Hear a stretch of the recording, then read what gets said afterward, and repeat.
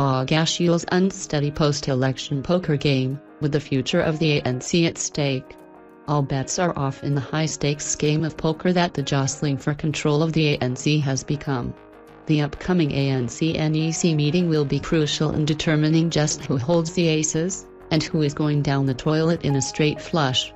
From what can be publicly seen, it appears that ANC Secretary-General Ace Magashule and those around him are going on the offensive. The snipes and comments and general political subtext keep coming. At the same time, the ANC may soon have to make a decision about Ethekwini Mayor Zandile Gumede, who has been formally charged with corruption and is making no moves to resign.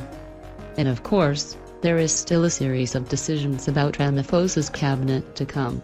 It appears that what looks like turmoil in the ANC is going to get worse before it can in any way get better.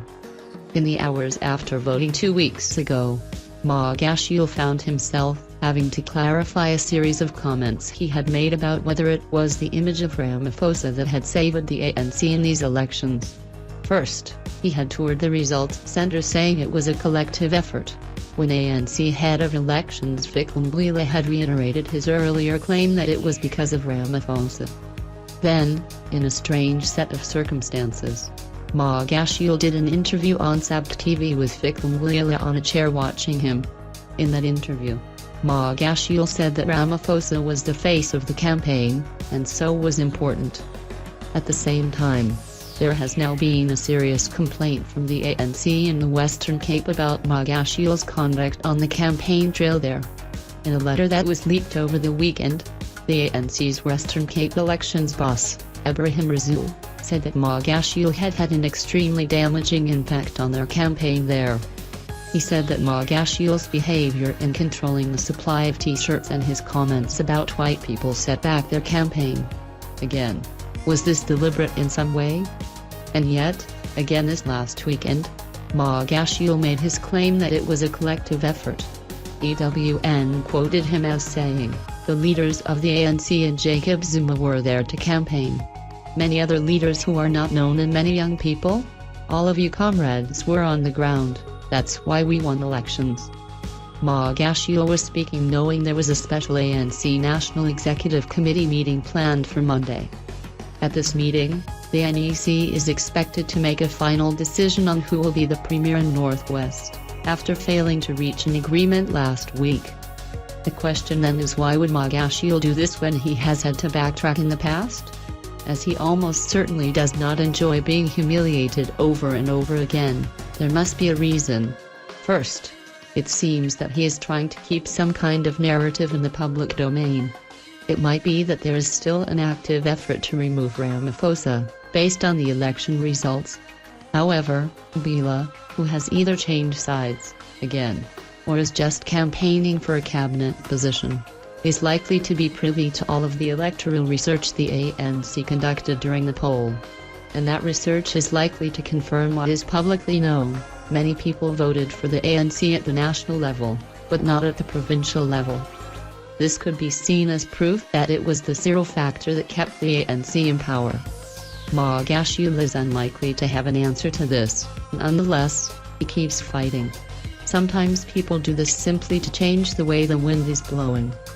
But it could also be that he is performing for a political sponsor, that he is showing former President Jacob Zuma that he still has support. Certainly, Magashule and those around him would know that if he were removed from office, their chances of fighting Ramaphosa would be severely damaged. Magashule, like Ramaphosa, was elected to his ANC position by a conference, and so can only be removed by a conference. However, there are other dynamics swirling around that could perhaps have some bearing on his future.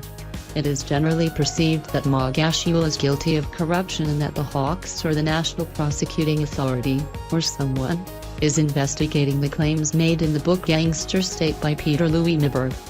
That means a day could come when Magashule is formally charged.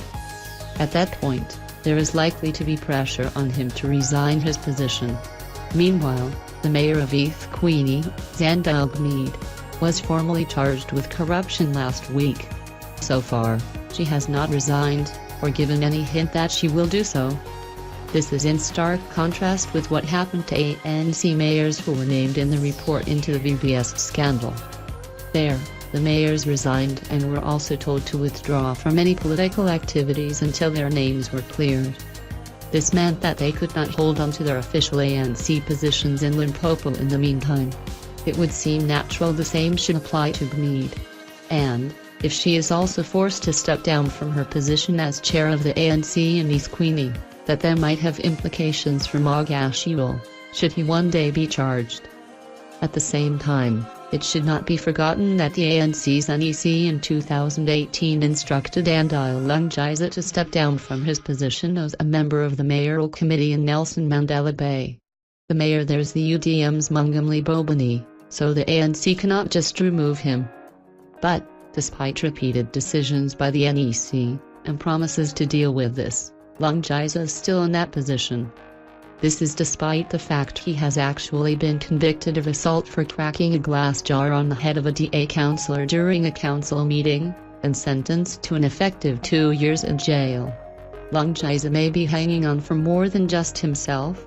He may be hoping to prove the point that he will not be a precedent that must be followed. In the meantime, the more burning issue is likely to be the composition of cabinet.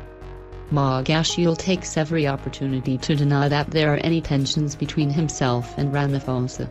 Under the convention, the two are expected to sit side by side when Ramaphosa appoints cabinet ministers within the next week. Ramaphosa himself has set the bar for appointment quite high, saying last week he expects his new cabinet to deliver. This means people have high hopes that it will not include some of the serial offenders of previous cabinets. However, there are some constituencies he would surely have to placate in some way. The point of this is that what might be playing out here is politics as a game of pressure. Magashule may be trying to keep the pressure on Ramaphosa, to remind him of his presence, and that he could still be politically vulnerable in some way. At the same time, Ramaphosa himself appears not to be responding to Magashule. Perhaps he feels that any test of strength in the NEC would be foolish and too risky. It might also be that he's waiting, or hoping, for the independent law enforcement agencies to do their work. The next question is, how far will Magashule go? Over the weekend he specifically mentioned Zuma as an ANC leader who had campaigned effectively. Could he now go to Zuma's court case in Pietermaritzburg? Could he openly attack Ramaphosa? Could he be preparing to be openly critical of Ramaphosa's cabinet choices because he knows what's coming? All of these possibilities may now be on the table. Massive turbulence lies ahead.